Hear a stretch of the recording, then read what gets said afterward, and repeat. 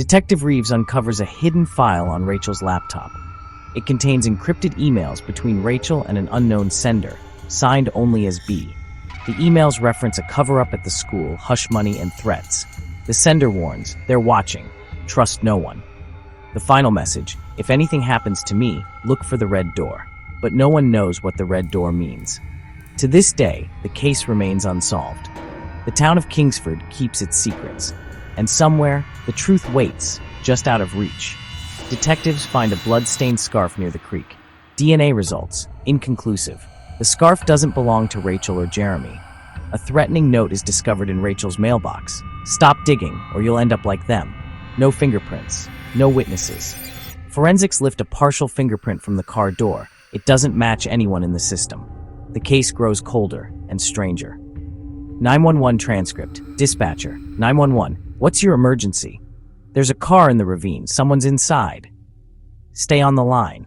Are they moving? I can't tell. Please hurry.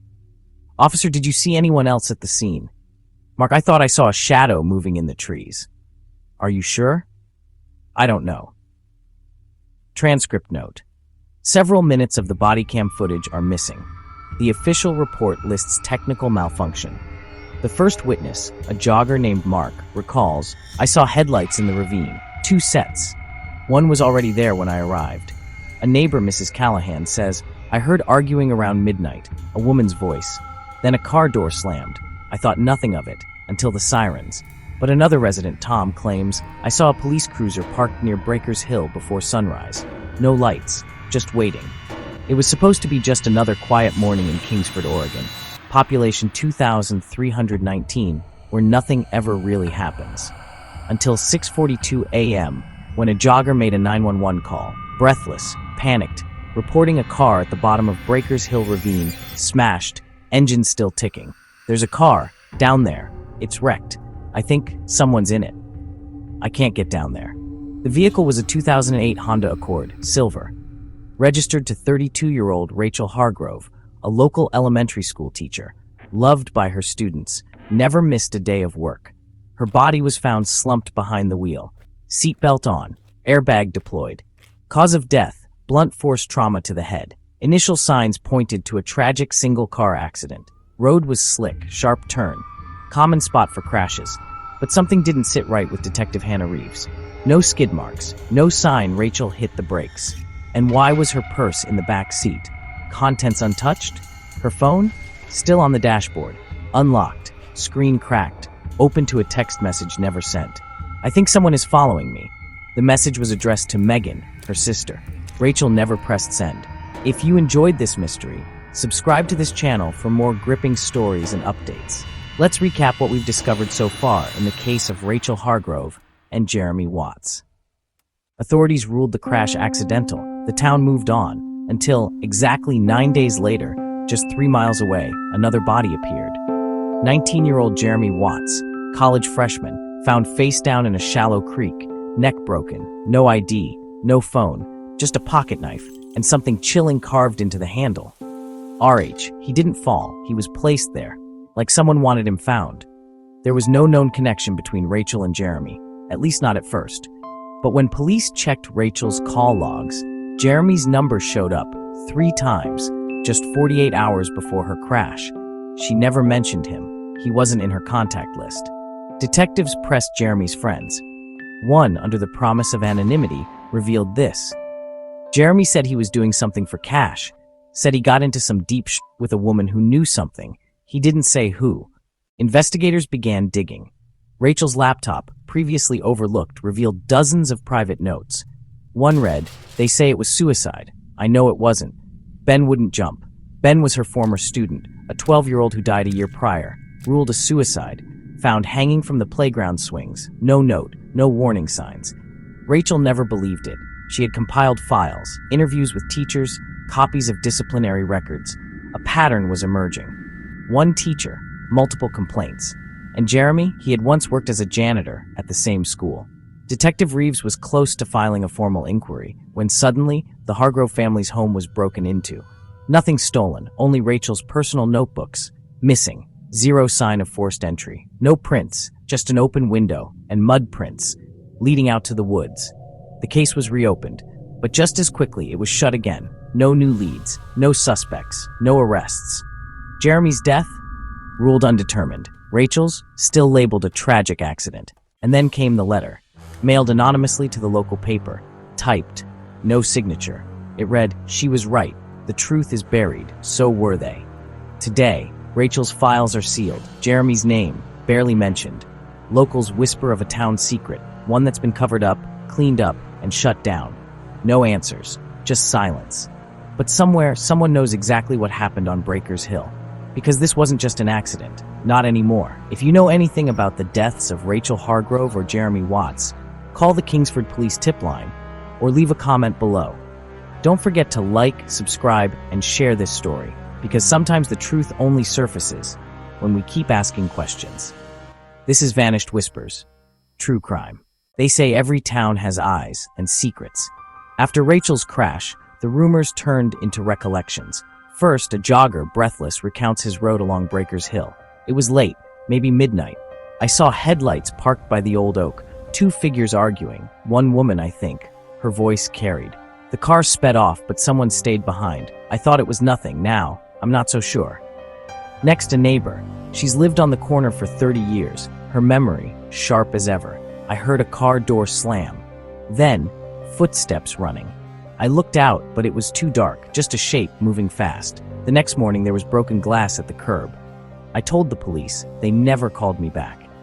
And then a bartender, closing up downtown. Rachel was here that night. She left early, seemed nervous. Someone in a dark jacket was waiting outside. I didn't recognize him. I remember thinking, that's odd. Their stories twist and tangle. Timelines blur. Some say Rachel was seen alone. Others insist Jeremy was with her. The only constant? An unease. Like everyone's remembering, but no one's telling the whole truth. And in the gaps between their memories, the shadow of a cover-up grows. Who's protecting whom? And why? The answers may be buried, but the whispers grow louder. Official records often promise clarity, but sometimes they only deepen the mystery. We've obtained excerpts from police interviews and 911 calls, each one revealing as much as it conceals. First, the 911 call. The dispatcher's voice is calm. The caller, shaky, almost rehearsed. Caller, there's been an accident on Breakers Hill. Someone's hurt. I think it's serious. Can you describe what happened? No, I just drove by. Sorry, I can't stay. The call ends abruptly. No name, no contact information. The police never traced it. Now the official interview with Jeremy. Officer, where were you the night of the crash? Jeremy, at home, watching TV, alone. But phone records later show outgoing calls from Jeremy's phone at the time he claimed to be home, calls to Rachel. Then, the neighbor's statement. Officer, did you see anyone else? No, just the shape running. It was too dark. Yet, in her initial 911 call, she mentioned hearing two voices outside. Lastly, the bartender's interview. Officer, did Rachel mention meeting anyone? No, she didn't say much. But the bar's CCTV footage, reviewed days later, shows Rachel talking intensely with someone just out of frame. Details don't line up, timelines shift, names are left out. Each transcript, instead of solving the puzzle, adds another piece that doesn't fit. The more you listen, the more you wonder, is this confusion or a carefully constructed fog? Inconsistencies pile up, raising questions the official investigation refuses to answer. Just when it seemed the case had reached a standstill, new, chilling evidence emerged, each piece casting fresh shadows over the investigation. First, a blood-stained scarf, discovered wedged between two rocks near the crash site. It's not Rachel's, it's not Jeremy's. Forensics confirm the blood matches the second victim, yet no one can explain how the scarf got there or who it belonged to. Next, a threatening note found inside Rachel's abandoned car. Scrawled in hurried, jagged handwriting, "You took what wasn't yours, now pay the price." The paper is soaked from the rain, fingerprints smudged, but the message is clear. Someone wanted to send a warning. But the most baffling discovery? A single, clear fingerprint lifted from the car door. It doesn't match Rachel, or Jeremy, or anyone in the police database. It's as if a ghost left it behind. These new clues don't just complicate the story, they upend it completely. Who wore the scarf? Who wrote the note? And whose fingerprint is it? As the investigation spirals into deeper uncertainty, one thing is clear. The truth is more tangled and more dangerous than anyone imagined. The investigation takes an unexpected turn. As detectives pore over the evidence, a hidden thread begins to unravel, one that links Rachel and Jeremy to a third, mysterious figure. Digital records reveal a series of encrypted messages exchanged between Rachel and an unknown contact weeks before the incident. The messages hint at a secret pact, a debt owed, and a promise broken. Meanwhile, a closer look at the threatening note uncovers a faint watermark, an emblem belonging to a defunct local club, shuttered years ago after a string of unsolved crimes. Both Rachel and Jeremy were members, but so was someone else, a name that surfaces in the club's old membership logs, now faded and almost forgotten. The fingerprint from Rachel's car, run through an international database, finally returns a partial match to a missing person case in another state, unsolved for over a decade. The revelation is staggering. Rachel, Jeremy, and this third figure, long thought to be a stranger, are tied together by secrets buried deeper than anyone realized. But with the third figure still at large and the motives shrouded in mystery, the case is no closer to being solved. The truth is out there just beyond reach, leaving everyone to wonder how many more secrets remain hidden in the shadows. As the investigation spirals into uncertainty, a new lead jolts the team into action. A mysterious phone call, traced to the outskirts of Kingsford, draws detectives deep into the wilderness.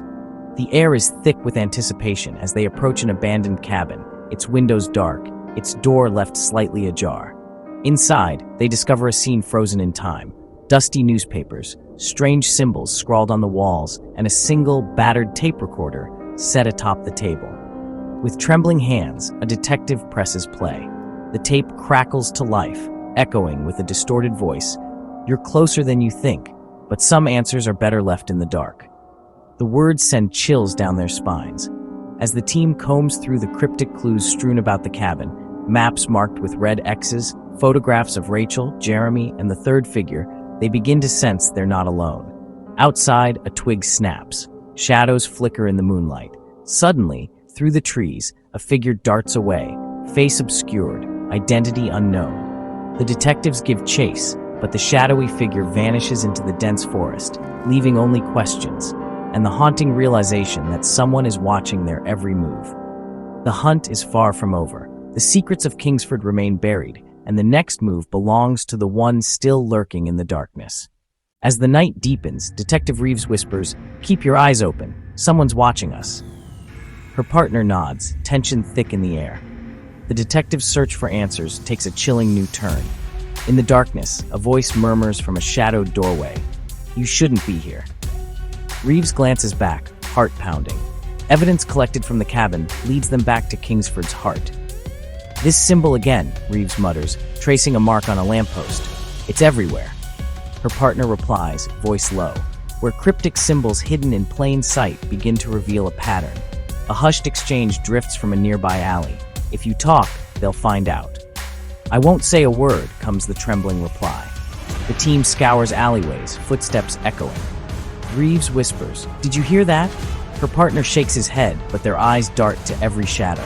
Church basements. A door creaks open. Someone inside mutters, "Not safe here. Not for outsiders." And forgotten corners of the town, where secrets linger.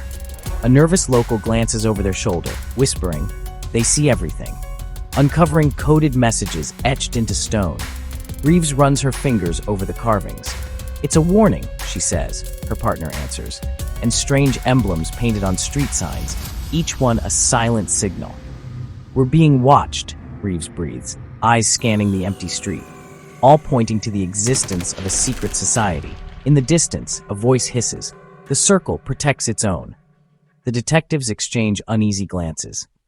Interview after interview, townsfolk lower their voices and avert their eyes. "You didn't hear it from me," one whispers, "but some things are better left buried." Old-timers whisper about disappearances that were never solved. "People vanish here," an elderly man says, voice trembling, "and no one asks why."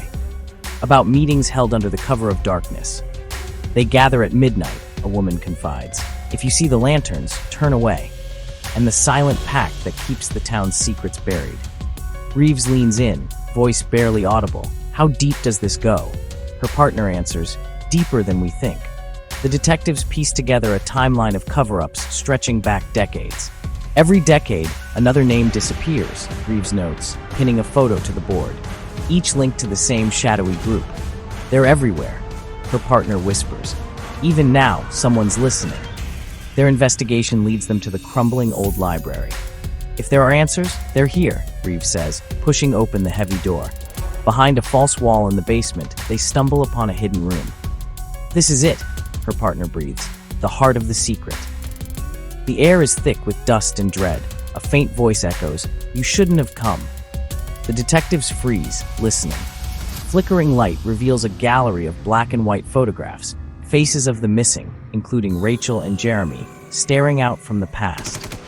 "They were all chosen," Reeves whispers. "Faces of the missing, including Rachel and Jeremy, staring out from the past. We're not the first to look for answers," her partner says, "but we might be the last." On the far wall, a chaotic web of red string connects names, dates, and places. "It's all connected," Reeves murmurs, tracing the lines. But who's pulling the strings? Mapping out a conspiracy that spans generations. A final warning is scrawled on the wall. Some secrets are worth dying for. As the detectives absorb the scope of what they've uncovered, Reeves whispers, "We can't trust anyone." Her partner nods, eyes wide with fear. One thing becomes clear. The society's grip on Kingsford is deeper and darker than anyone imagined. "We're in over our heads," Reeves admits, voice trembling. And somewhere in the shadows, its members are watching, waiting, and ready to protect their secrets at any cost. A final whisper lingers. "Leave now, or you'll vanish like the rest." As dawn approaches, the detectives' relentless pursuit of the truth comes at a price.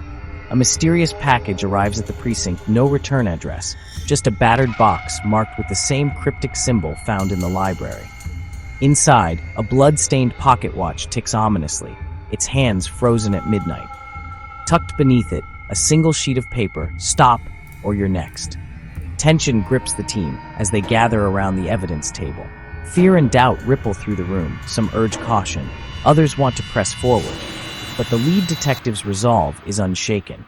Determined, they vow to see the case through, no matter the risks. Night falls. Alone in the dimly lit office, the detective pores over photographs and case files, stringing together the final pieces of the puzzle. Suddenly, the lights flicker and die, plunging the room into darkness. Footsteps echo in the empty hallway, slow and deliberate, drawing closer with every beat. The detective holds their breath, heart racing, as the shadow of the conspiracy finally steps into the light. The investigation has reached its tipping point. There's no turning back now.